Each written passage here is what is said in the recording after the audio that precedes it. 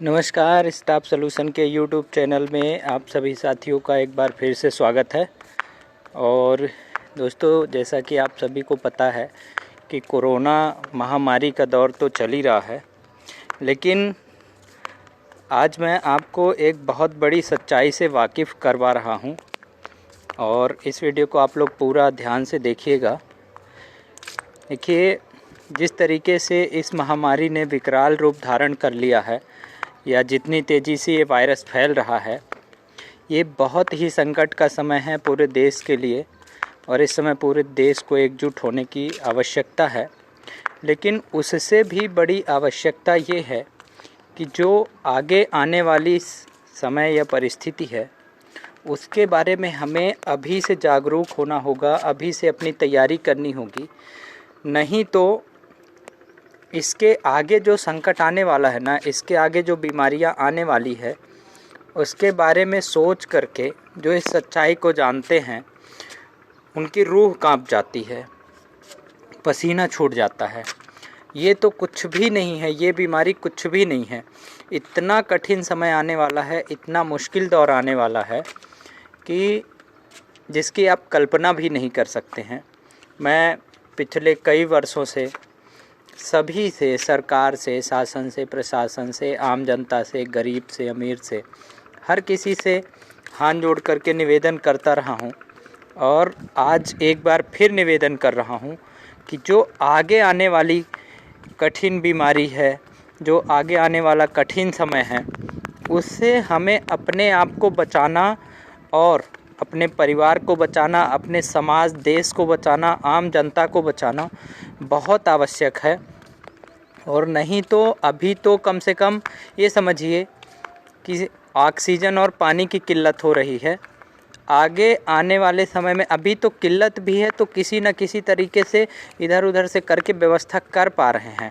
और आगे आने वाले 10 वर्षों बाद या 8 वर्षों बाद हम चाह करके भी उसकी व्यवस्था भी नहीं कर पाएंगे, करोड़ों रुपए खर्च करने के बावजूद भी। नौकरी चाकरी, दुनियादारी, धन संपत्ति, गाड़ी घोड़ा, सोना चांदी सब यहीं रखा रह जाएगा। दोस्तों, आज मैं ये बात आपसे इसलिए बोल रहा हूँ क्योंकि आप उस क्षण की कल्पना कीजिए जब पृथ्वी में अभी तो सिर्फ कुछ लोगों के मन में कुछ लोगों के लिए ऑक्सीजन कम हो रहा है, यानी कि जो बीमार हो रहे हैं, जिनको कोविड का संक्रमण हो रहा है, उनके लिए ऑक्सीजन की कमी आ रही है, उनके लिए ऑक्सीजन कम हो रहा है। लेकिन आप उस समय की कल्पना कीजिए कि जब पूरे पृथ्वी में ही ऑक्सीजन का लेवल बहुत कम हो जाएगा, पूरे पृथ्वी में ही ऑक्सीजन की किल्लत हो जाएगी, पानी की किल्लत हो जाएगी, शुद्ध हवा की किल्लत हो जाएगी, सिर्फ चारों तरफ प्रदूषण ही प्रदूषण रहेगा। तब आगे का जीवन क्या होगा, कितनी मुश्किलों भरा होगा, कितनी कठिनाई होगी, जब सांस लेने में तकलीफ़ होने लगेगी इंसान को। इसलिए मैं इस वीडियो के माध्यम से आप सभी से निवेदन करता रहा हूँ, कई बार निवेदन किया है मैंने और आज एक बार फिर रिक्वेस्ट कर रहा हूँ कि आप लोग जितना भी संभव हो वृक्षारोपण कीजिए, पानी को बचाने के उपाय कीजिए, पेड़ लगाइए। अब आपको एक बहुत छोटा सा उदाहरण बताए दे रहा हूँ कि आप ये सोचिए कि जो हरे भरे वृक्ष हैं, जो छायादार फलदार वृक्ष थे, आम के, महुआ के, जामुन के, नीम के, पीपल के, बरगद के, उनको काट करके कंस्ट्रक्शन किया जा रहा है। अब मैं अपने कॉलोनी की ही बात करूं, ये देखिए, मैं आपको ये तस्वीरें दिखा रहा हूं। आज मेरे कॉलोनी का ये नज़ारा देखिए आप, यहाँ से यहाँ तक, ये देखिए आप पूरे इस वीडियो के माध्यम से, इस पूरे वीडियो के माध्यम से आप नज़ारा देखिए कि आपको दूर दूर तक कहीं भी पेड़ नज़र नहीं आ रहे होंगे, सिर्फ टंकियाँ दिख रही हैं छतों की, पेड़ लगाया ही नहीं लगता है बिल्डर ने। और ये देखिए आप, ये मेरे पीछे स्कूल है, स्कूल दिखेगा आपको, ये असनानी स्कूल शायद दिख रहा होगा, ये तो आप ये सोचिए कि जब हमारे देश में, हमारे पूरे समाज में इतनी बड़ी किल्लत हो जाएगी, ऑक्सीजन नहीं मिलेगा, पानी नहीं मिलेगा, उस समय क्या समस्या आएगी। इसीलिए बोल रहा हूँ कि ये कोरोना से भी ज़्यादा खतरनाक बीमारी होगी, कोरोना से भी ज़्यादा भयावह स्थिति होगी। इसलिए अभी अगर समय रहते सब लोग सचेत हो गए, देखिए नौकरी चाकरी ये सब सारी चीज़ें तब आपके काम आएंगी जब आपका जीवन सुरक्षित होगा, आपका शरीर स्वस्थ होगा, आप स्वस्थ रहेंगे, आपका पूरा परिवार स्वस्थ रहेगा। इसीलिए मैं हमेशा 4 चीज़ें दोहराता रहता हूँ कि समय, स्वास्थ्य, पैसा और संबंध, इन 4 चीज़ों को प्रायोरिटी में रख लीजिए आप। समय सबसे ऊपर है, फिर उसके बाद स्वास्थ्य का ही मैंने बताया है। जब अपन सब स्वस्थ रहेंगे, सबसे ज़रूरी चीज़ है पर्यावरण को सुरक्षित रखना। ऑक्सीजन की मात्रा बढ़ाने के लिए अब ऑक्सीजन का सिलेंडर जो है 20-20, 25-25 हज़ार रुपये में लोग ख़रीद रहे हैं, और जिससे हमें ऑक्सीजन फ्री ऑफ कॉस्ट मिलता है, निःशुल्क मिलता है। यानी कि पेड़ पौधे हो गए, पेड़ पौधे हम अगर लगाते हैं, पृथ्वी में वृक्षारोपण करते हैं, तो पेड़ पौधों के माध्यम से ऑक्सीजन के साथ साथ हमें फल, छाया, हवा, शुद्ध हवा, सब सारी चीज़ें, लकड़ी और औषधि सब कुछ प्राप्त होता है। तो पेड़ पौधों को काट रहे हैं, फिर ऑक्सीजन खरीद रहे हैं, पैसे दे करके खरीद रहे हैं, जबकि ऑक्सीजन तो हमें क्या है, फ्री ऑफ कॉस्ट नेचर ने दिया है, प्रकृति ने दिया है। तो दोस्तों आवश्यकता है कि हम ज़्यादा से ज़्यादा वृक्षारोपण करें, ज़्यादा से ज़्यादा पेड़ लगाएं, जल को संरक्षित करें। पानी की बहुत बड़ी किल्लत होने वाली है आगे चल के, मैं आपको अभी से सचेत किए दे रहा हूं।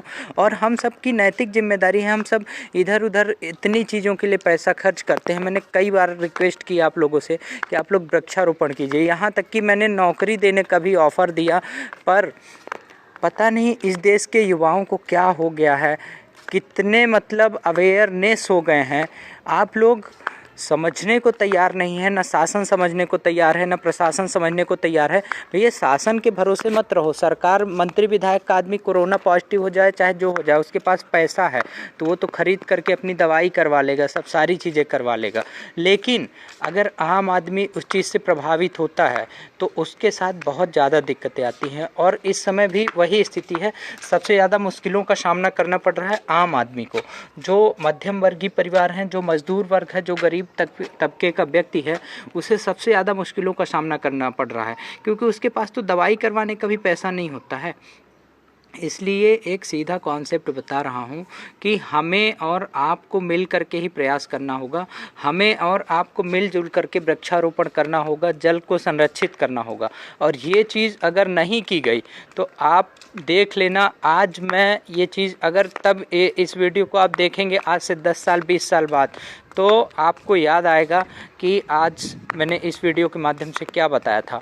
और यही चीज़ 10 साल बाद होने वाली है जो आज मैं इस वीडियो के माध्यम से बोल रहा हूँ। और कोरोना का वर्णन तो आज से कई हज़ार वर्ष पहले हमारे वेदों में, हमारे पुराणों में कर दिया गया था, बता दिया गया था कि 2021 में या 21वीं सदी में एक ऐसी महामारी आने वाली है। मांसाहार लोग कर रहे हैं, हर बात पे झूठ बोल रहे हैं, शराब इतनी ज़्यादा पी रहे हैं, इतनी ज़्यादा नुकसानदायक चीज़ें खा रहे हैं कि बीमारी आना तो स्वाभाविक हो गया है। स्वास्थ्य के प्रति लोग जागरूक नहीं हो रहे हैं। जो चीज़ें सबसे ज़्यादा आवश्यक हैं उन पर सबसे कम ध्यान दिया जा रहा है, और जो चीज़ें स्वास्थ्य सबसे पहले आवश्यक है तो आदमी उस पर सबसे कम ध्यान देता है। कुछ भी खा लेगा, कुछ भी पी लेगा, सोने जागने का, उठने बैठने का कोई समय निर्धारित नहीं है। और जो चीज़ें बिल्कुल आवश्यक नहीं है, भौतिक सुख सुविधाएँ, कार खरीदने में जुटे हैं, जीन्स का पैंट खरीदने में जुटे हैं, अच्छा कपड़ा, अच्छा मकान, दिखावा, टीवी, घड़ी, रेडियो, महंगा मोबाइल, क्या है जिन चीज़ों की हमें सबसे कम आवश्यकता है उस चीज़ पे हम सबसे ज़्यादा पैसा खर्च कर रहे हैं। और जिस चीज़ पे सबसे ज़्यादा पैसा खर्च करना है उस पे हम सबसे कम पैसा खर्च कर। एजुकेशन पे, एजुकेशन अगर 1000 रुपये महीने फ़ीस लगती है तो पेरेंट्स बोलते हैं कि शिक्षा बहुत महंगी हो गई है। 1000 का कोल्ड ड्रिंक पिला देंगे बच्चों को, 1000 की शराब पी लेंगे, 1000 का मांस खा लेंगे। पशु पक्षियों को जब मार करके खाया जाने लगेगा, और ये चीज़ें तब होती थी जब मनुष्य जंगली हुआ करता था, जब जंगल में निवास करता था, जब खेतीबाड़ी का ज्ञान नहीं था, तब उस समय लोग पशु पक्षी मार के खाते थे, चीज़ें समझ में आती थी। प्रकृति ने सारी चीज़ें उपलब्ध करा दी, फ्रूट्स उपलब्ध करा दिए, अनाज उपलब्ध करा दिया, तरह तरह की साग सब्जियां उपलब्ध करा दी। उसके बावजूद भी आप पशु पक्षियों को काट करके, मार करके उनका मांस खा रहे हैं, भक्षण कर रहे हैं। क्या होगा, बीमारी नहीं होगी तो क्या होगा। अभी तो ऐसी ऐसी चीज़ें आने वाली हैं जिसकी आप कल्पना भी नहीं कर सकते हैं, अभी तो कुछ भी नहीं है।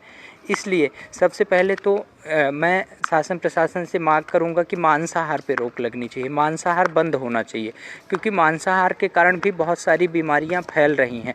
ये बात सिद्ध हो चुकी है कि कोरोना जो है चमगादड़ के कारण आ गया।